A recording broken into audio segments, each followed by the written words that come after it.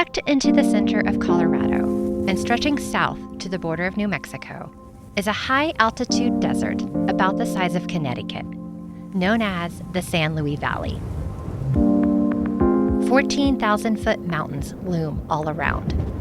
The Great Sand Dunes National Park runs along its eastern flank. This is the world's largest alpine valley and receives, on average, less than 8 inches of rain a year. Water is a precious resource. But the valley faces another threat that often doesn't make the headlines like water does. I remember we were driving back from Denver airport and coming back into the valley, and I was like, oh, the rain clouds. And then I was like, no, it's fire. And then I finally realized, oh, it is just wind debris picked up in the valley floor, and it was a complete gray and brownout. Like, it was just, it was gross.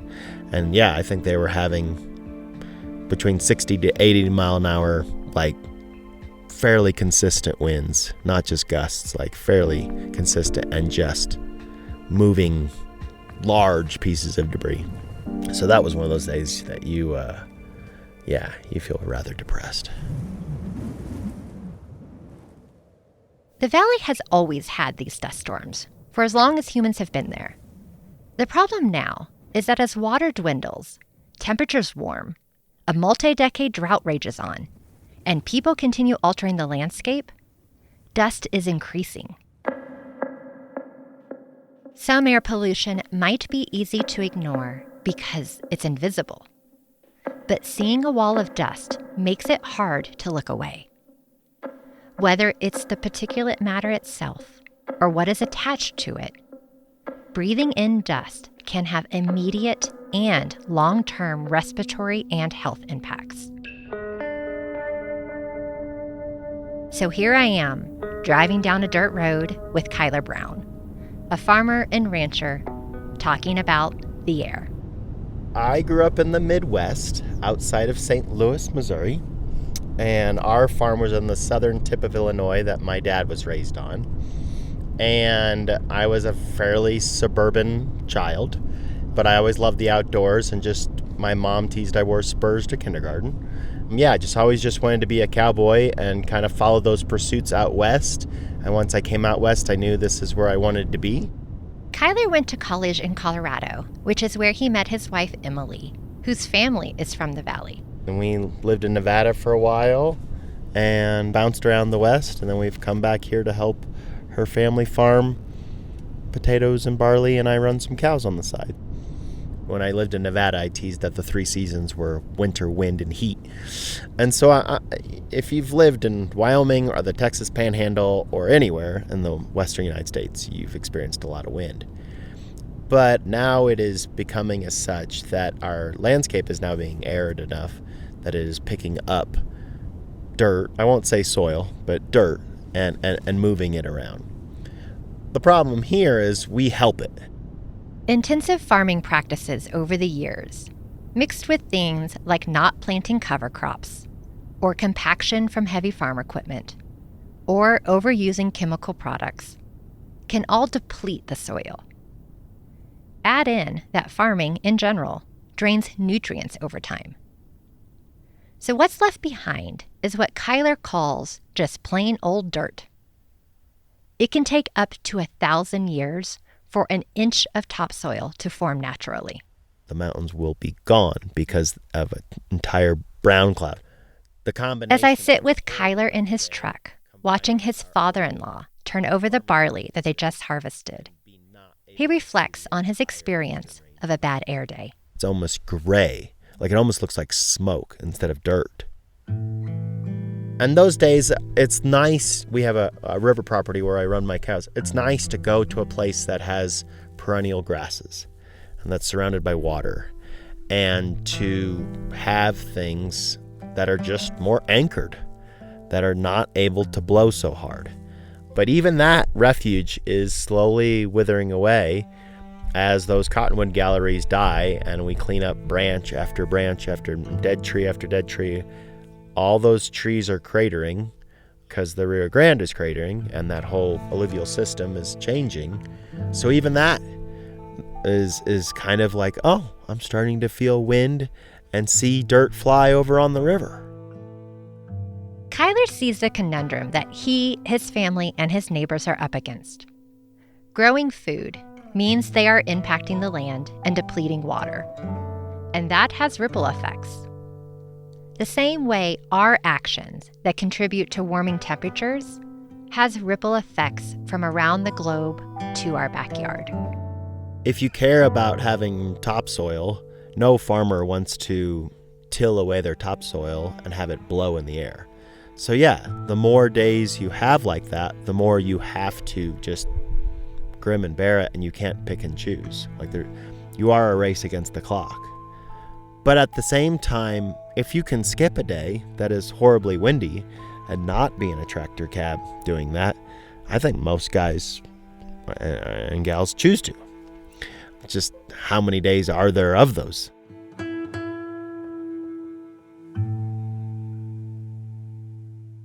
Farming is one of the riskiest businesses out there. Whether it's financial or weather or water availability or crop disease or a farmer's health. According to the U.S. Bureau of Labor Statistics, farming, fishing, and forestry have the highest fatality rates of any occupation. In terms of personal health or individual health, I've started to try to wear, ear protection when I'm around a running tractor and working on it. Or I've tried to wear, eye protection when I'm banging on a piece of metal or using a fungicide. And I've tried to, wear gloves and things like this. I don't know how many times I've stood on the boom of a tractor, perched 22 feet in the air, taking a logging chain and trying to pick up some extremely heavy metal object and fix it because it's tearing loose or whatever. And we just go, that's just a risk you take. It's just normal. So when you add dust or smoke, I don't know any farmers that say, oh, well, it's a red flag day, so I won't be breathing the smoke particulates. No, they're still out there just doing their thing. And so I think some folks take more precautions than others, but in general, you have to just have a kind of disregard for some sort of personal health and safety because you have a job to do, and the job is a dangerous one. Not only do sand and dust storms impact the economics of farming by reducing a crop's ability to grow, but they also impact the health of farmers, a group of people who already face tremendous risk. And while research and data collection are limited in the valley, people are trying to change that. My name is Kristan Uhlenbrock. From our podcast, Laws of Notion, this is a bonus episode of Clearing the Air, the hazy future of our skies, a series about the state of air in Colorado and how we are navigating this complex problem that knows no borders.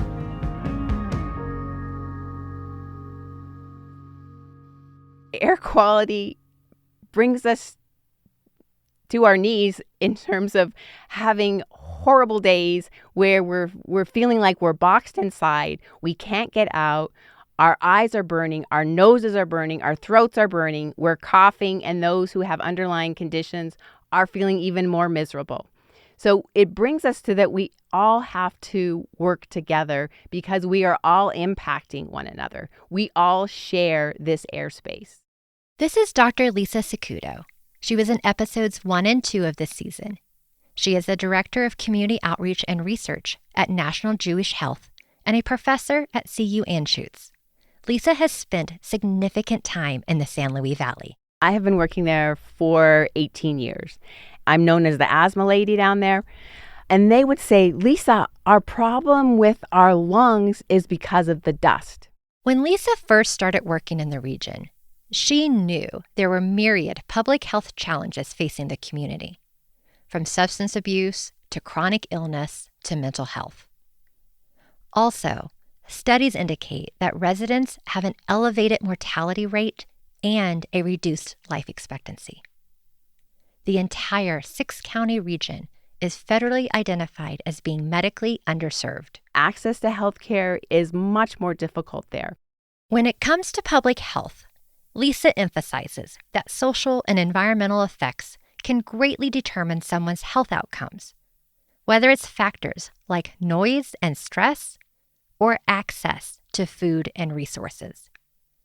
And this is especially true for many residents of the Valley, who experience a poverty rate double to triple the state average, depending on the county.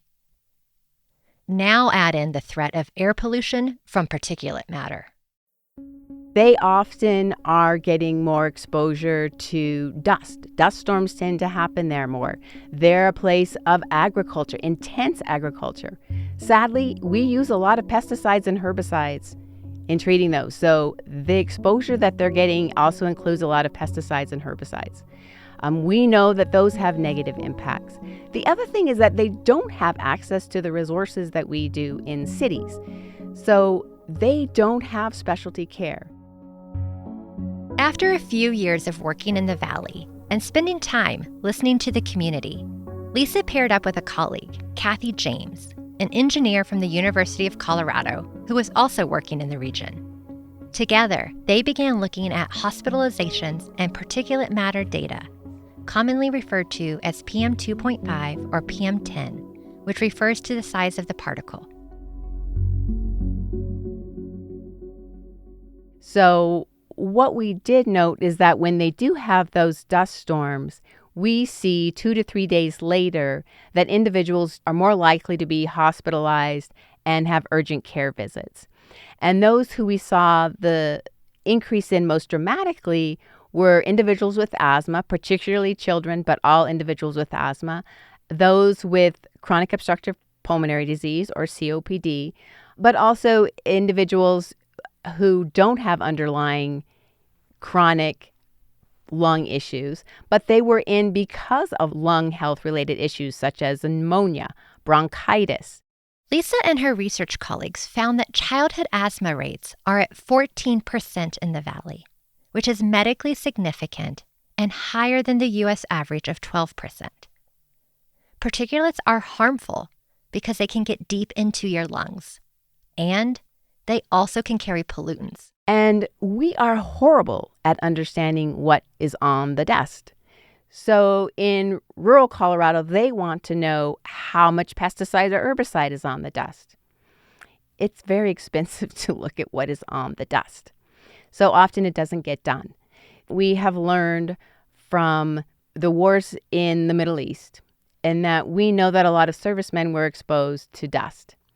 And through that, the Department of Defense has funded research to look at dust. And what we have also found is that what we call morphometry of the dust, and morphometry really talks to or is highlighting how the dust may be in terms of its coarseness. Does it have a lot of jagged edges so it's really sharp?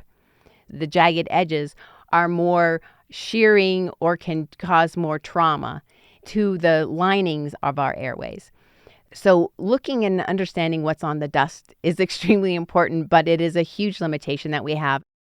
The thing about dust storms is that they are understudied, primarily because of the lack of a monitoring network, long-term data collection, and dedicated resources. There is only one monitor in Alamosa and another one at the Great Sand Dunes National Park. That's 2 for the entire valley.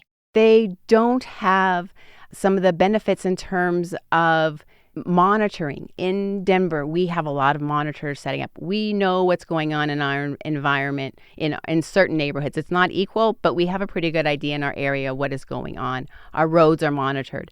They are not in rural areas, so they don't really know what's going on.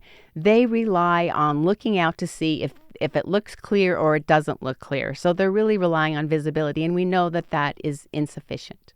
But researchers are calling attention to this problem because dust is expected to increase with climate change and the aridification it causes.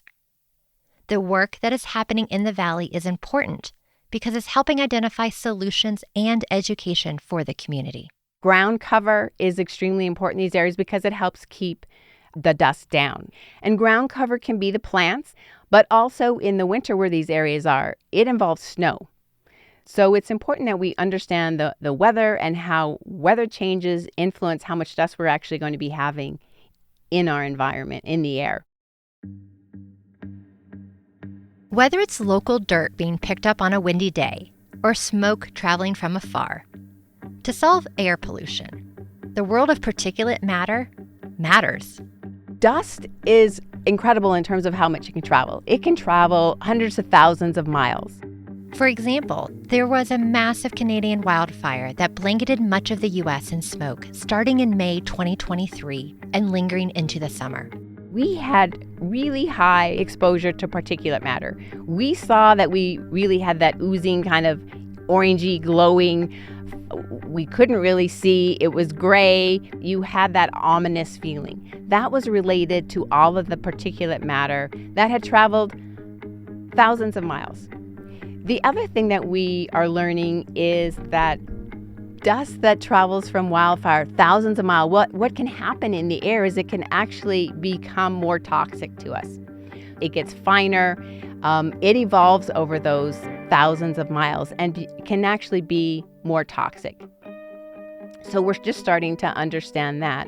But to think that it is only in my backyard that I have to worry about air quality, that's not true. Air quality is really one that emphasizes that we have to take a global perspective because we can't just close off our borders and say it's not coming in.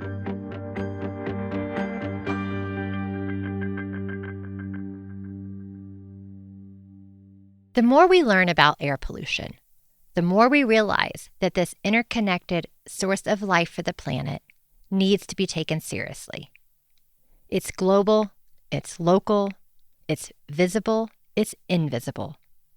It's a problem today that affects so many people. We are all impacted by poor air quality. We can't escape it.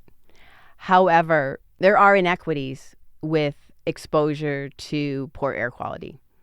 And there are inequities that create greater disparities for people's health because of the totality of the environment that they live in.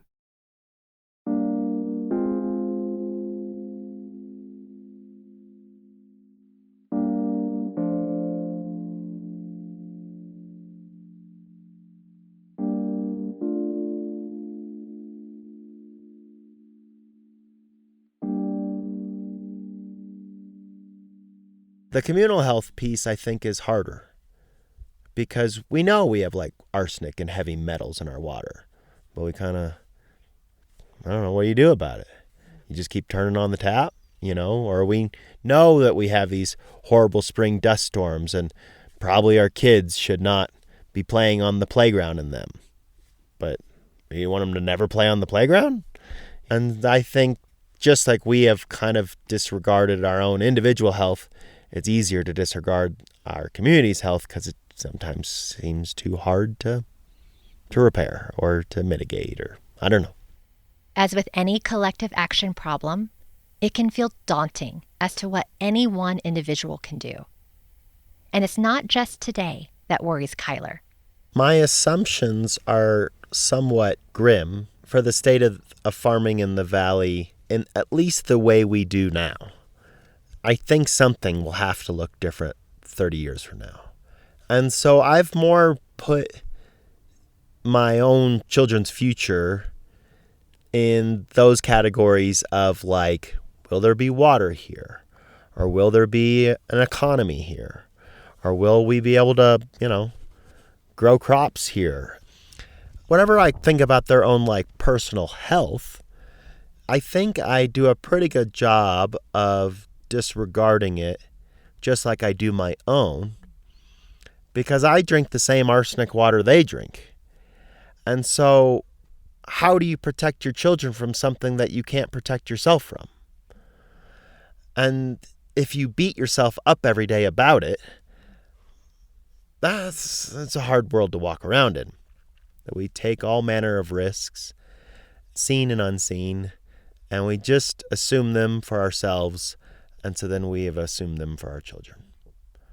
when they are like, oh yeah, we had a gym day today because it was so windy and we played in the gymnasium instead of out on the playground, I'm like, well, that was good, I guess. But then when you're like, yeah, they had 4 gym days in a row, you're like, well, that's probably a red flag that's being waved at you that says, like, we should do something about this. And yet it seems like such a huge problem. And if your very livelihood is a contributor to the problem, it seems hard to kind of get your arms around. The trade-offs and problems parents like Kyler face are often compounded.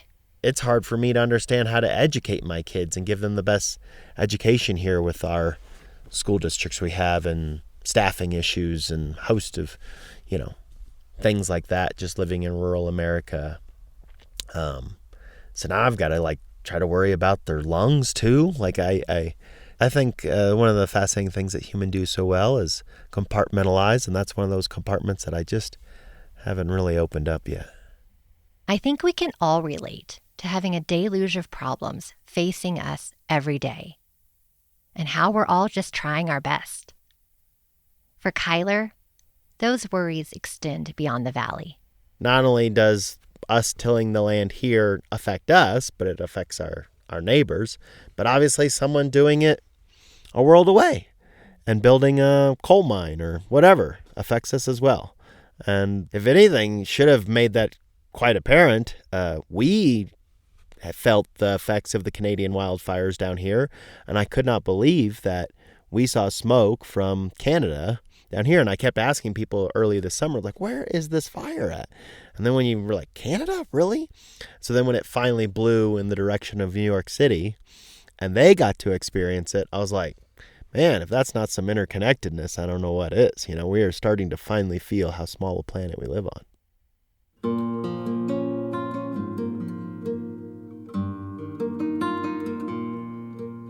Sitting and talking with Kyler has got me thinking about the sheer, sometimes overwhelming complexity of the issues facing the valley and what can be done.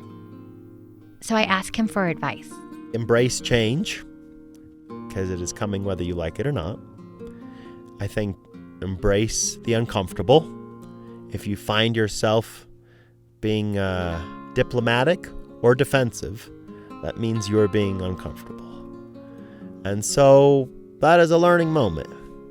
And anytime you can have a learning moment, you're only going to grow as an individual, and you're only going to gain more knowledge that helps you in your own operation, your own business, your own life, pass on to your children, a host of things. It just makes you a more, not only worldly person, but a more sympathetic and empathetic one, I think, as well. And so, for whatever reason, we have been trying to stay comfortable, and we have been trying to stay ignorant in our country, I think, right now, because we are so scared of the uncertainty. And I think once we embrace it, I think we will be far better at handling the challenges of tomorrow.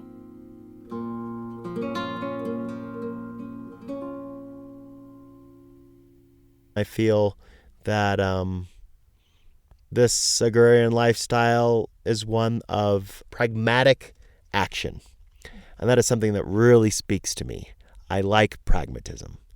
And so you just don't do things just 'cause. And that doesn't mean that we're not without folly, but there's usually a logic to most people's intentions. That is something that is very grounding for me. And I really count my blessings that I, with all my neighbors and friends and peers and different guys, we can have quite verbose conversations about farming practices and ranching and livestock, and whether that extends into politics and religion as well. And they are based in some sort of reason and logic. Kyler connects with his neighbors through their shared experiences and challenges. And because of this, he can have rich conversations with them and not need to bring up words like climate change in order to collectively solve problems. I still don't really know why you interviewed me, but I do realize how that is also kind of part of our, I don't know what you call it.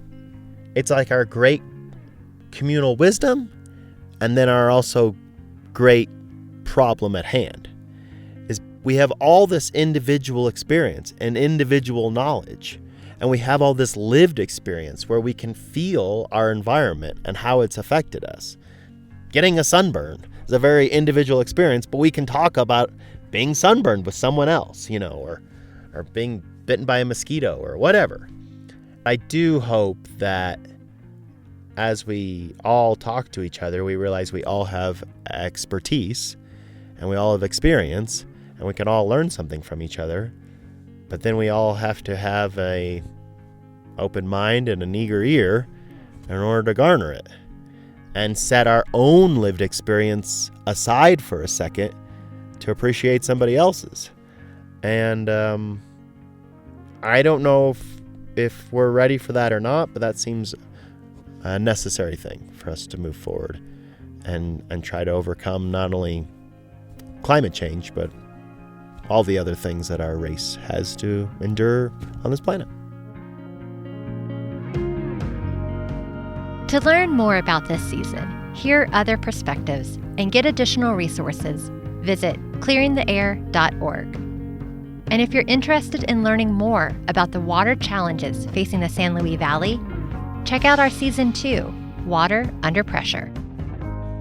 Laws of Notion is a production of the Institute for Science and Policy at the Denver Museum of Nature and Science. I'm your host, Kristan Uhlenbrock. Editing and marketing by Tricia Waddell, with support from Nicole Delaney and fact-checking by Kate Long. Sound design by Seth Samuel with tracks from Epidemic Sounds, and audio support by Jesse Boynton. For a full list of credits, check out the show notes. If you have learned something new, please rate, review, and share the podcast. Thank you for listening.